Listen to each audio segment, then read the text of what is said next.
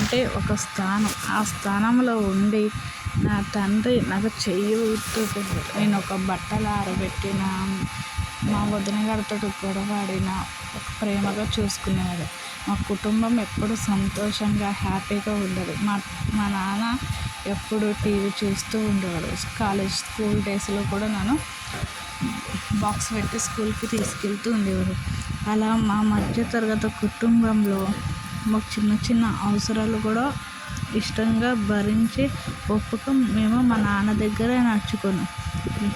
ఎలాంటి టైంలో ఎలాంటి వయసులో ఎలా ఉండాలో నేర్చుకున్నది కూడా మా నాన్న కాడ. కానీ కొన్ని కారణాల వల్ల నా జీవితం అన్యాయం అయిపోవడానికి కారణం నేనే. మా నాన్న చెప్పిన మాటలు నాకు 16 ఏళ్ళు వచ్చే వరకు బాగానే విన్నాను. తర్వాత ఫ్రెండ్స్ దగ్గరికి వెళ్ళడం వల్ల వాళ్ళు ఇలా చేస్తున్నారు, వీళ్ళు ఇలా చేస్తున్నారని తాగుడికి, సిగరెట్లకి, అమ్మాయిలకి బాగా అలవాటు. నా తల్లి ఎన్నో కష్టాలు పడి నన్ను కన్నదన్న విషయమే నేను మర్చిపోయాను. నా తండ్రి తర్వాత నా తల్లి లోకంలోకి తీసుకొచ్చిన నాకు తెలుసు. నా తల్లి నన్ను 9 నెలలు మోసు కన్నదని కూడా నాకు తెలుసు. కానీ నా తల్లికి ఎప్పుడు నేను విలువ ఇవ్వలేదు. ఎందుకు ఇవ్వాల? అలాగని నేను ప్రేమించిన అమ్మాయిలు ఇద్దరు నా జీవితంలోంచి వెళ్ళిపోయినా నేను బాధపడలేదు. మా తల్లిదండ్రుల మీద గొడవ చేస్తే నా తల్లిదండ్రులు మంచి అమ్మాయిని ఇచ్చి పెళ్లి చేశారు. ఆ అమ్మాయి నన్ను బాగా చూసుకునేది. వంట చేయడం, నన్ను తినిపించడం అన్నీ. నేను వచ్చి ఎన్ని దెబ్బలు కొట్టిన కానీ నా భార్య తను ఎప్పుడు నన్ను బాగా చూసుకునేది, ప్రేమగా చూసుకునేది. తనకు ఇంటి పని, వంట పని, అన్ని పనులు వచ్చిన భార్యకు రానన్న పనేం లేదు. అసలు ఏం పని చేసినా నాకు జ్వరము కానీ వస్తే తను పొద్దంతా మనం సేవలు చేస్తూ ఉండేది. కానీ నేను నా భార్యను ఎప్పుడు భార్యలో చూడలేదు. ఇంకో దాని మోజులో పడి దానికే ఇచ్చేది. నా భార్య ముందు దాని ముందు నా భార్యతో సంతోషంగా ఉండకన్నా దానితో సంతోషం. కానీ ఒక్కరోజు కూడా నా భార్య నన్ను ఉంచుకున్నది వదిలేసి వెళ్ళిపోయి నా లైఫ్లో నాకేం జరుగుతుందో అర్థమైంది. తర్వాత మా భార్య కాళ్ళు చేతులు పట్టుకుని బతిమలాడు.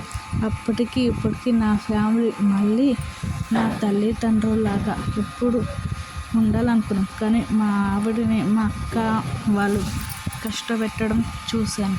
ఎంత విధిగా అంటే ముక్కలు చేసే వరకు మా జీవితం అనే వరకు. మా తండ్రి వృద్ధుడు అయిపోయాడు. నా కొడుకును నేను ఇప్పుడు స్కూల్కి తీసుకెళ్తూ ఉన్నాను. మధ్యతరగతి కుటుంబాలు అంటేనే ఇంతేనేమో, అవసరాలకు తగ్గట్టు మనం నడుచుకోవాలి. ఇలా ఉండగా ఇందులో మళ్ళీ నాకు దగ్గరైంది మా అమ్మమ్మ వాళ్ళు. మా అమ్మమ్మ వాళ్ళు ఎప్పుడు నన్ను హ్యాపీగా చూసుకున్నారు. మాది ఒక పల్లెటూరు కాబట్టి పల్లెటూరులోనే ఉండేవారు.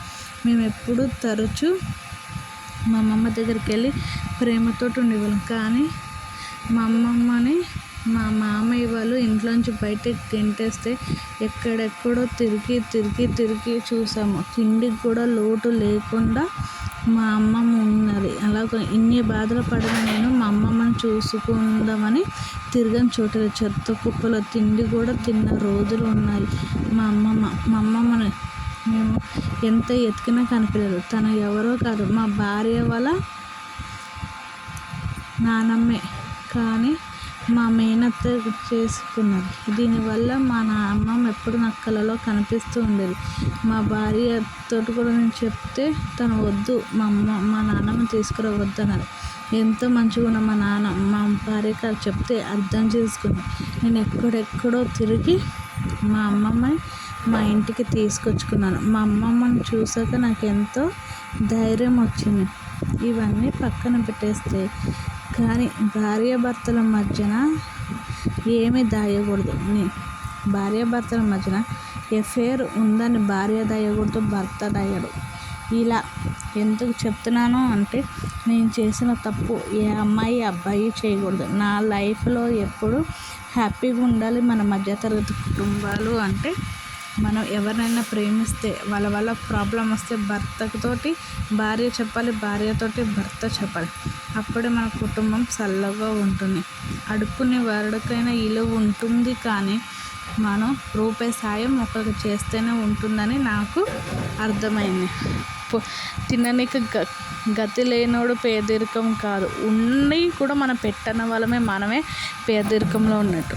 మనసుకు రూపాయి సాయం చేస్తేనే దేవుడు మనకు ఆశీస్సిస్తాడు అన్నట్టు. ప్రతి ఒక్కరిని మనం హ్యాపీగా చూసుకున్నాము అంటే మన మధ్యతరగతి కుటుంబం. ఈ మధ్యన ఎవరు ఉంటున్నాడు?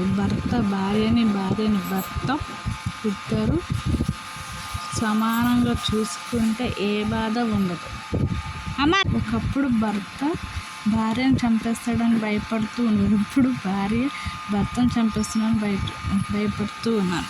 ఈ విలువలన్నీ తెలుసుకుని మన మధ్యతరగతి కుటుంబంలో ఎలాంటి గొడవలు లేకుండా ఉంటే మనం ఎప్పుడూ హ్యాపీగా ఉంటామని అనుకుంటూ ఉంటాము.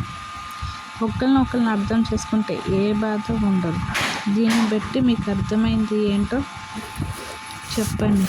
ప్రేమించే వయసులో ప్రేమించాలి. ఆ ప్రేమ సక్సెస్ అవ్వకపోయినప్పుడు మనం ప్రశాంతంగా ఉండి ఏదో ఒకటి నిర్ణయం తీసుకోవాలి. అంతేగాని ప్రేమించిన వాళ్ళ కోసమే మన లైఫ్ ఉంటుంది, మా భార్యను కష్టపడతాను, నా భర్తను కష్టపడతాను, నా ఫ్యామిలీ ఎలా పోతానో అనుకోకూడదు. ఈ వీడియో నచ్చితే లైక్ అండ్ షేర్, సబ్స్క్రైబ్ చేసుకుని ఓకేనా.